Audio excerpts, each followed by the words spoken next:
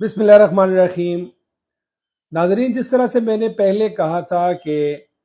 PDM के इत्तेहाद में दरारें पड़ चुकी हैं और जो दो बड़ी जमातें हैं मुस्लिम लीग नून और पीपल्स पार्टी, उनमें दूरियां बढ़ती जा रही हैं और दिन ब दिन उनमें जो निफाक है वो बढ़ता जा रहा है। और आज 20 जून को नवाज शरीफ साहब को ज़बरदस्त पसपाई का सामना करना पड़ा और मरियम नवाज साहिबा को जरदारी साहब से ज़बरदस्त शिकस्त का सामना करना पड़ा। होता यह है कि नजम सेठी साहब जो है वो पीसीबी के चेयरमैन हैं। नजम सेठी साहब माशाल्लाह एक कोहना मश्क सहाफ़ी भी हैं और पाकिस्तान मुस्लिम लीग नून के बड़े करीब भी हैं। स्पेशली मरियम नवाज साहिबा के बड़े करीब हैं, उसको प्यारे अंकल वो कहते हैं और नवाज शरीफ साहब के वो बड़े करीब हैं। और नजम सेठी साहब की भी बहुत सारी खिदमात है पाकिस्तान मुस्लिम लीग नून के लिए। लेकिन अब की बार आसिफ अली जरदारी साहब बाजी ले गए हैं और जो पीसीबी के जो चेयरमैन हैं ज़का अशरफ साहब वो अपॉइंट हो गए हैं और नजम सेठी साहब मियां नवाज शरीफ साहब और मरियम नवाज साहिबा को पसपाई का सामना करना पड़ा। जरदारी साहब की जो पर्सनैलिटी है सियासी लिहाज से, जिस तरह से वो दाव पेच खेलते हैं, उसमें मुफाहमत की भी सियासत है, उसमें एग्रेशन भी है और उसमें वो चीज़ों को अपनी अपनी जगह पर रखने के और अपने पत्ते एक टाइम पे खेलने की ज़बरदस्त महारत है जरदारी साहब में। करप्शन और जो दूसरी चीज़ें हैं उसके ज़ात से जो जुड़ी हुई है मिस्टर 10%, वो एक अलग चीज़ है। लेकिन जरदारी साहब की जो सियासत है वो आजकल पाकिस्तान में उसका तुती बोल रहा है। एक व्लॉग में मैंने कहा था कि जरदारी साहब ने 16, 17, 18 महीने की जो हुकूमत है वो दे दी है मुस्लिम लीग नून को और अपने बेटे को वजीर खारिजा बना दिया है। अब वजीर खारिजा का क्या काम होता है कि बाहर के ममालिक से रिलेशन कायम करना, खारिजा उमूर को डिस्कस करना, खारिजा पॉलिसी बनाना। अब माशाल्लाह बिलावल भुट्टो जरदारी साहब वो भी आसिफ अली जरदारी के बेटे हैं, मोहतरमा बेनज़ीर भुट्टो के बेटे हैं और द ग्रेट जुल्फ़िकार अली भुट्टो के नवासे हैं। तो वो जब वजीर खारजा की सीट पे या वजारत बुराजमान हुए तो बहुत सारे दौरे उसने किए और ये भी हो सकता है कि पाकिस्तान के लिए नहीं लेकिन अपनी ज़ात के लिए, अपनी आइंदा आने वाली हुकूमत के लिए, कि जो कि बिल्कुल एक्सपेक्टेड है। आइंदा आने वाली हुकूमत जिस तरह से हमें लग रहा है कि पीटीआई को दीवार से लगाया जा रहा है, इमरान खान को कैद करने की बातें हो रही हैं, उसको माइनस करने की बातें हो रही हैं, जिलावतनी की बातें हो रही हैं, तो अगर इमरान खान चले गए तो फिर मेरे ख्याल में फिर मैदान तो जरदारी साहब के लिए बिल्कुल वो खेलने के लिए वो मुयस्सर होगा। और जिस तरह से वोट बैंक खराब हुआ है पाकिस्तान मुस्लिम लीग नून का, अगर इस्टेब्लिशमेंट की आशीर्वाद पाकिस्तान मुस्लिम लीग नून को हासिल नहीं हुई और जरदारी साहब का पल्ला बढ़ रहा तो कभी इम्कान है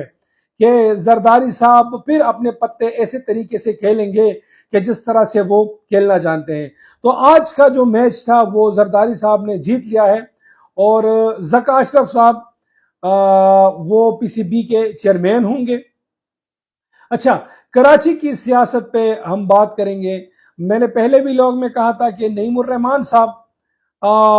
शेख मुजीबुर रहमान की कहानी वहां पे दोहराई गई। जरदारी साहब ने 195 सीट वालों को, जिनके पास 195 की मेजॉरिटी थी, उनको माइनॉरिटी में तब्दील कर दिया है और अपना मेयर कराची का और डिप्टी मेयर और जितने भी नाजिमीन हैं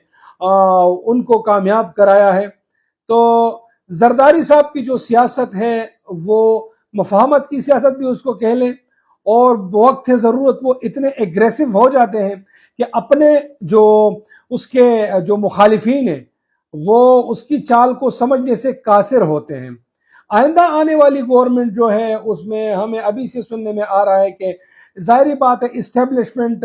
जितना तगोदो कर रही है और जितना वो लगी हुई है कि उनकी मर्जी की हुकूमत आ जाए, फ्रंट मैन कोई और हो, बैक पे इस्टेब्लिशमेंट और पाकिस्तान को वो तरक्की दे। लेकिन मैं ये बात दोबारा से कहूंगा कि इस्टेब्लिशमेंट पाकिस्तान की अगर खैर ख्वाह है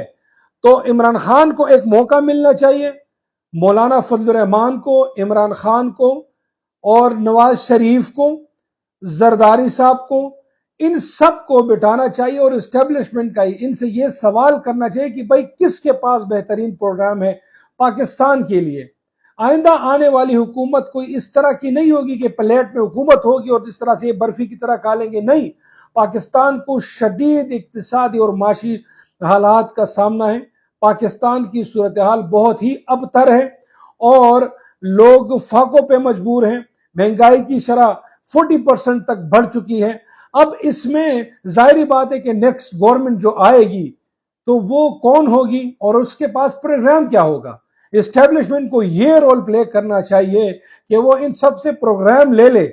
کہ بھئی آپ کے پاس پاکستان کی بہتری کے، پاکستان کے عوام کی بہتری کے لیے اور پاکستان کی اکانومی کو اس کو سٹرونگ کرنے کے لیے اور اس کو سٹیبل کرنے کے لیے، پاکستانی کرنسی کو سٹیبل کرنے کے لیے آپ کے پاس کیا پروگرام ہے۔ تو میرے خیال میں یہ ایک زبردست سجیشن ہے، اگر میری آواز کہاں تک پہنچتی ہے تو برائے مہربانی اس پہ عمل کیا جائے، پاکستان کی خاطر، پاکستان کے عوام کی خاطر